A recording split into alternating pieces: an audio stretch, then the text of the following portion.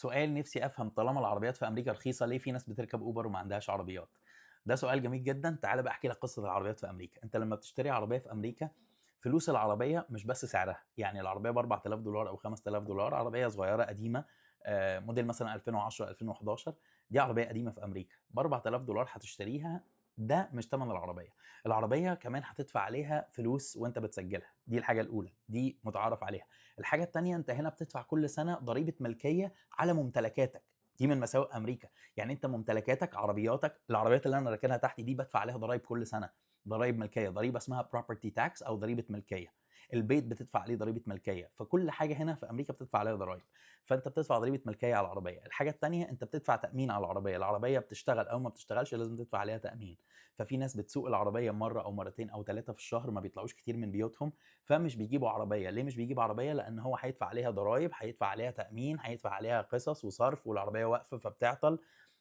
فالعربيات دي مش بيحتاجوها، فبيبيعوا العربيات ويبداوا يستخدموا اوبر. حاجه كمان، القوانين في امريكا المروريه شديده جدا في حته ان انت تسوق وتعمل مشاكل، فبيسحبوا الرخصه او بيوقفوك عن السواقه لفتره معينه او بيرجعوك للمدرسه، فما تقدرش تسوق، لازم تركب اوبر. ففي ناس كتير بتركب اوبر، في ناس كتير طلاب بيركبوا اوبر، في ناس كتير هتلاقيني لما بنزل فيديوهات اوبر بتكلم على ان انا باخد رحلات مطار كتير. في ناس كتير وهي مسافره من ولايه للتانيه، السفر من ولايه للتانيه رخيص، ولكن لما بتسافر للولايه بتركب اوبر جوه الولايه، لان مش كل الناس بتأجر عربيات. الحاجه الثالثه او الرابعه او الخامسه مش فاكر، هو التامين وسعر التامين. سعر التامين غالي، ولو عملت حادثه لا قدر الله سعر التامين بيزيد جدا، وفي ناس كتير بتتأزم من الموضوع ده.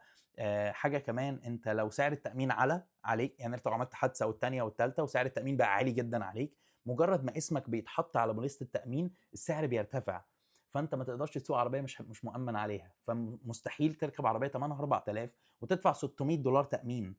ما هو ده رقم برضو مبالغ فيه، 600 دولار ده رقم كبير جدا، فاهم؟ ولو التامين رخيص فهتدفع لك 150 250 دولار في الشهر لو انت عامل حوادث، لو ما عندكش هيستوري او ما عندكش تاريخ مروري نظيف.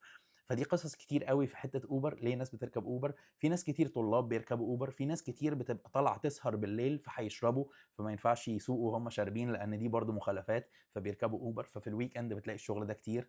في ناس كتير بتكون بره وسهرانين عند ناس فشربوا عند بعض، هم هنا ثقافه الشرب دي منتشره، فبيشربوا عند بعض، فما ينفعش اللي مروح يسوق، لازم يركب اوبر. فدي حاجات كلها الناس بتركب فيها اوبر. وامريكا بقى فيها 400 مليون بني ادم، فانت بتتكلم في اللي انا بحكيه لك ده على سكيل واسع قوي، فهتلاقي بقى ناس كتير جدا بتركب اوبر، فتلاقي شغل عادي جدا.